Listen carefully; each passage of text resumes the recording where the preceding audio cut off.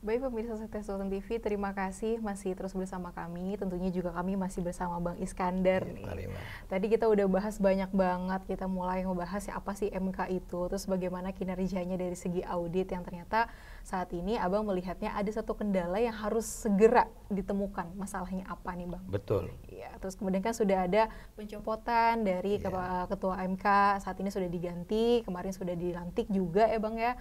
Kalau Abang nih Bang melihat sudah adanya tindak tegas, dalam artian mungkin tindak tegas seperti itu, apakah nantinya akan mengembalikan kenetralan MK terhadap pemilu yang akan datang atau bagaimana Bang sebetulnya?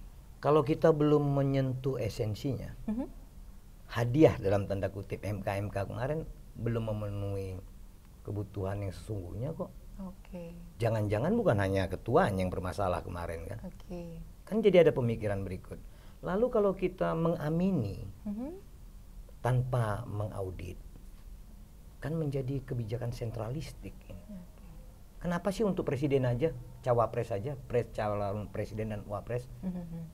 Kenapa enggak juga diatur tentang bagaimana seorang gubernur, usia berapa gubernur, kemudian bupati wali kota, kenapa tidak sekalian? Ini kan jadi unik. Kalau sekarang mau jadi capres atau cawapres, pernah ikut pemilihan umum, ya kan? Terus nanti kalau umpamanya ada anak saya yang baru 17 tahun sehari mau ikut pencalonan gubernur, apalagi persoalannya. Lalu ada ponaanmu nanti yang usianya belum 17 tahun, besok pendaftaran baru 17 pas, gimana itu? Ini kan menjadi dialektikanya menjadi dibatasi hanya untuk capres dan cawapres. Undang-undang itu kan kok untuk mereka aja. Jadi orang di daerah bilang sentralistik banget gitu. Kenapa untuk calon gubernur kami, calon bupati kami nggak dilakukan perubahan? Kan menjadi timbul pertanyaan. Sementara pemerintah berani merubah aturan-aturan jabatan kades yang tidak lagi dibatasi. Kan begitu. Nah, jadi negara kita ini mempertontonkan kinerja instrumen negara itu parsial. Sangat parsial. Jadi itu yang perlu kita kemukakan, mudah-mudahan Bapak Ibu di DPR RI bisa nonton Sultan TV ini, bahwa MK itu baru memberikan hadiah yang teramat kecil dari persoalan yang besar ini. Jadi belum lagi menyentuh esensi apakah sudah maksimal belum yang diproduk oleh mereka. Kalau menurut kami tanpa ada audit, ini tidak maksimal. Atau karena sudah ada putusan MK, bukan tidak mungkin juga bagi DPR untuk meminta BPK RI melakukan audit. Supaya di ujung walaupun sudah berlangsung pilpres dan lain-lain, bangsa ini mendapat hadiah memperbaiki persoalan jika ada hal-hal seperti ini. Ini yang kami lihat masih tidak dihirau oleh DPR RI. Tapi semoga mereka menjadi tertarik untuk menggunakan momentum seperti ini. Bukan tidak mungkin juga nanti ada presiden yang lebih berani dari kondisi sekarang, bukan? Artinya kalau Pak Jokowi aja berani mendorong putranya Gibran, jangan-jangan nanti ada presiden kita, jangan-jangan ya yang berani mendorong cucunya. Jangan-jangan loh.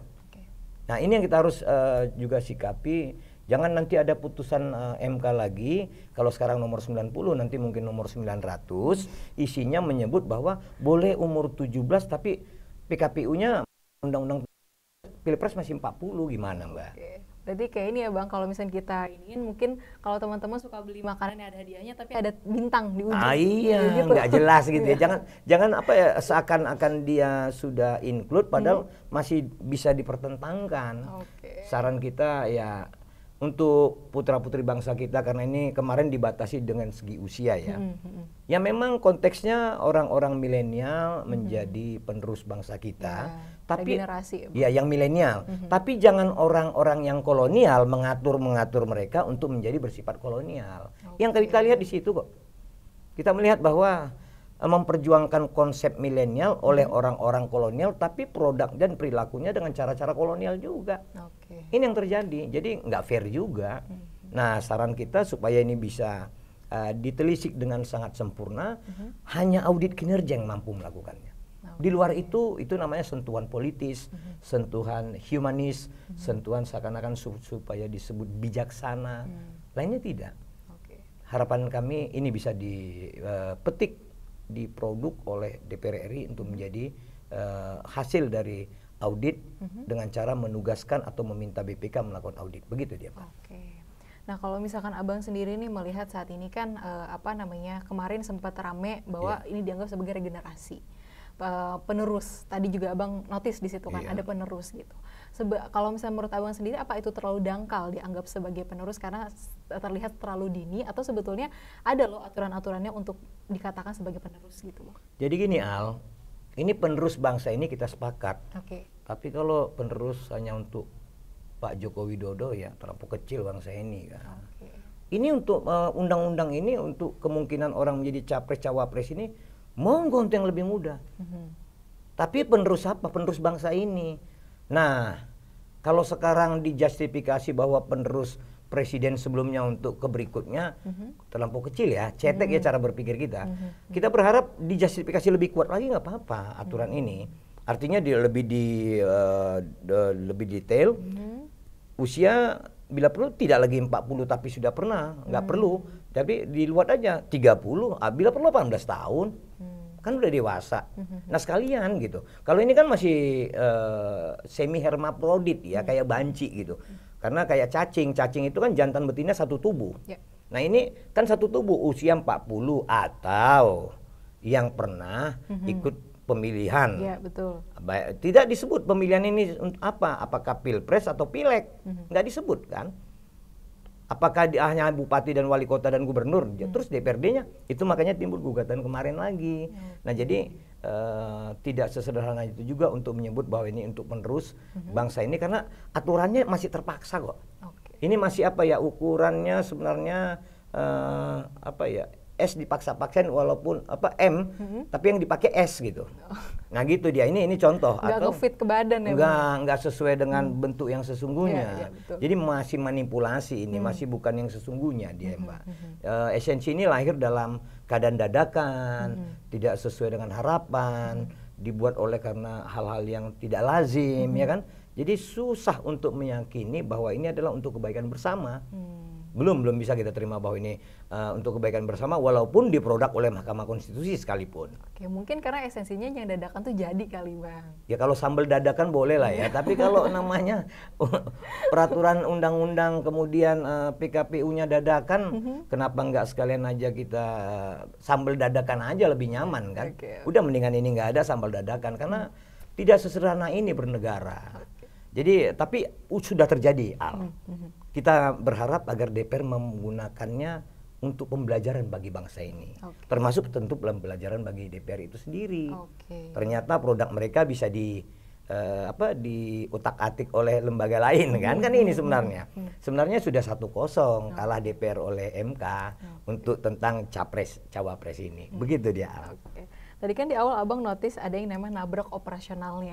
Terus kemudian adanya ini bukan cuma tentang Gibran, tapi ini juga ada etik dan lain sebagainya, moral sebagainya. Mungkin Abang bisa jelasin pada hal itu? Jadi begini dia, Al. Kalaulah kita dapat dokumen dari mulai orang-orang ini mendaftarkan judicial review ini, kita akan temukan hal-hal yang paling kecil sekalipun. Dari situ maka akan ada penilaian benar atau tidak hal itu. Kalau itu tidak benar, maka kita bisa menyimpulkan hari ini. Kalau itu benar, kita juga bisa menyimpulkan hari ini. Namun hal itu tidak pernah ditelisik, lalu lahir MK-MK. Ini kan sama dengan membypass, harusnya memeriksa ukuran baju, tapi yang dilakukan MK-MK adalah memeriksa rasa berpakaian warna apa. Nah ini nggak bakalan ketemu output yang diharapkan untuk menjernihkan pikiran publik. Pikiran publik hari ini adalah walau ketua MK sudah dicopot, mereka sebut ini adalah produk pengaruh dari keluarga Pak Jokowi. Kan naif. Makanya tadi Abang bilang bahwa kalaupun sudah ada putusan itu, ini hanya hadiah kecil. Sangat kecil. Yang besar itu adalah ketika BPK menjelaskan bahwa berdasarkan ini diambil keputusan konklusi atau rekomendasi ini tidak benar, harusnya begini, sana harus mendapat sanksi gitu. Harusnya seperti itu.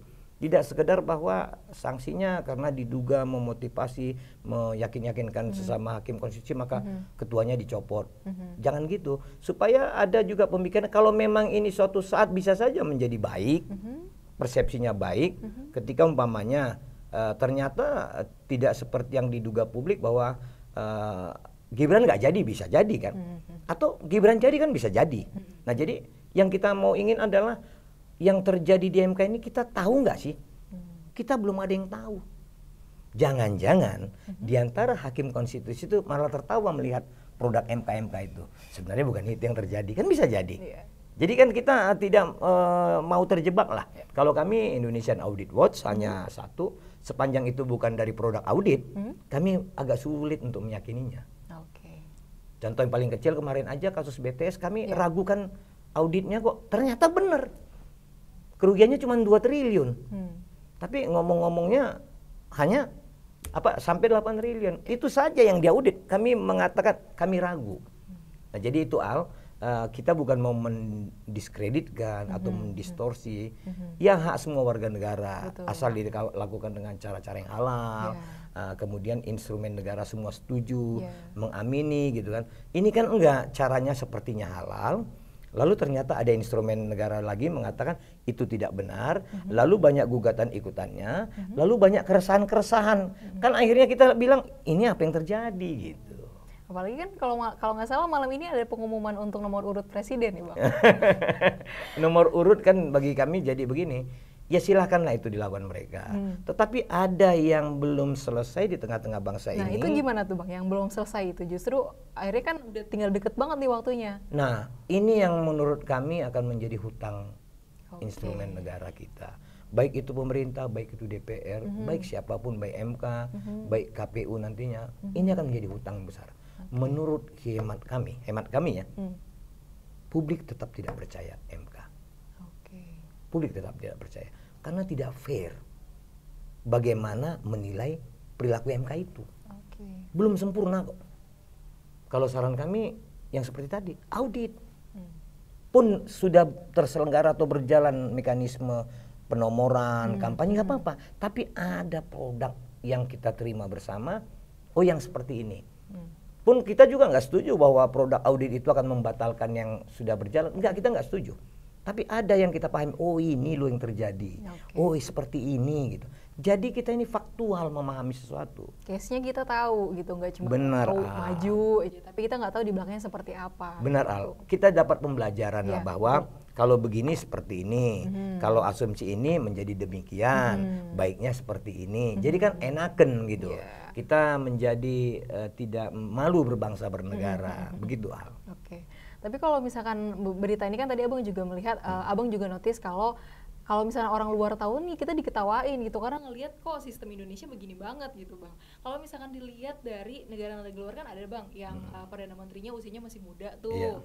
Tapi emang kalau di-comparein apa masih sangat jauh sekali untuk Indonesia menuju ke sana gitu? Atau sebetulnya bisa, cuman emang belum sekarang aja gitu. Gini Al, ini bukan persoalan usia. Ini ada persoalan yang krusial adalah tamengnya usia. Coba jadi ini tadi yang mau dihalalkan tapi tamengnya usia. Iya. Jadi coba umpamanya tadi usianya dibolehkan 40 atau yang pernah ikut pemilu pemilihan lah ya. Kenapa enggak putranya umpamanya Bu Atut? Kenapa umpamanya enggak cucunya Bu Megawati? Kenapa umpamanya enggak putranya Pak Erlangga? Kenapa umpamanya enggak putra siapa gitu ya? Tapi kenapa harus putranya beliau, putranya presiden?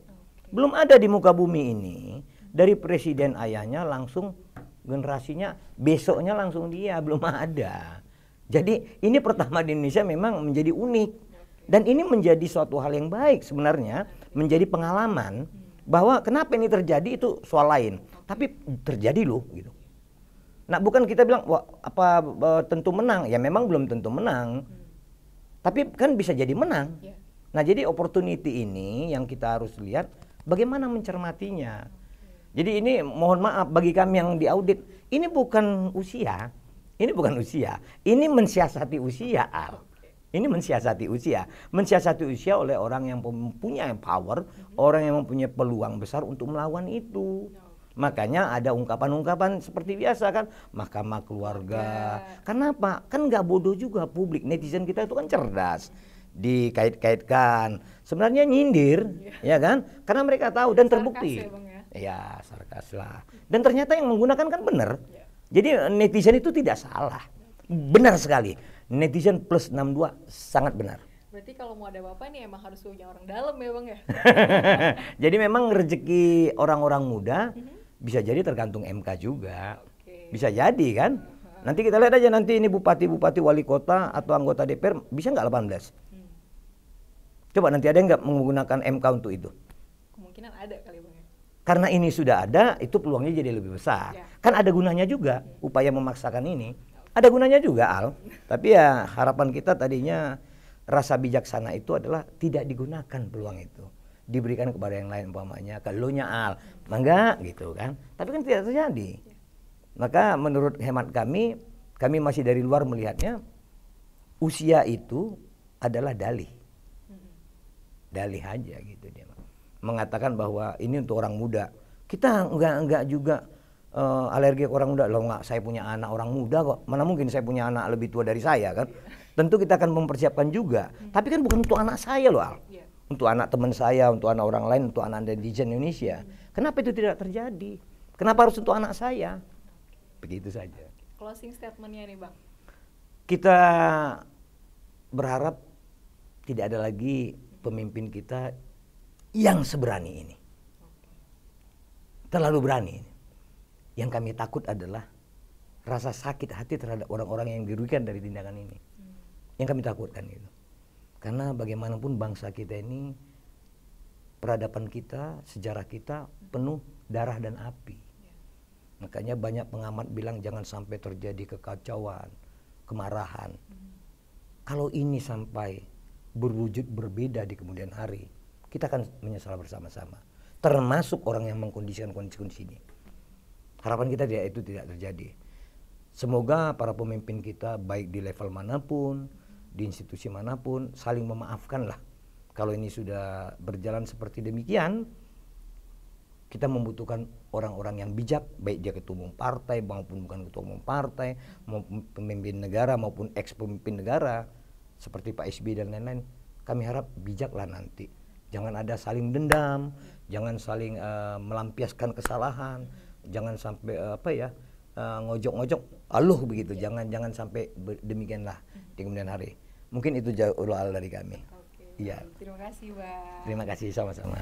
Tanpa terasa kita sudah 2 segmen menemani pemirsa Sektor Selatan TV. Tentunya menjelang pemilu yang tinggal beberapa bulan lagi, kami akan kembali untuk teman-teman di rumah, mungkin anak-anak muda yang akan menyalurkan suaranya. Salurkan suaranya dengan bijak, jangan sampai golput, jangan sampai suara kamu digunakan oleh orang-orang yang tidak bertanggung jawab. Saya Harwin Salara beserta kru yang bertugas pada hari ini pamit undur diri. Wassalamualaikum warahmatullahi wabarakatuh. Waalaikumsalam.